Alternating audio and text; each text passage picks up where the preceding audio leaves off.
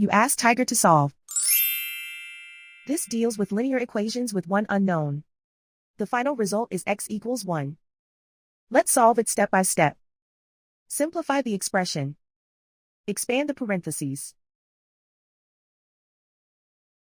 Multiply the coefficients. Simplify the arithmetic.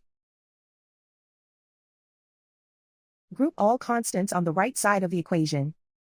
Subtract 20 from both sides. Simplify the arithmetic.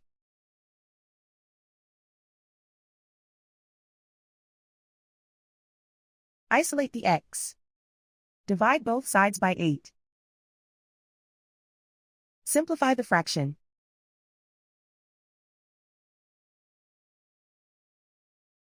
And so the final result is x equals 1.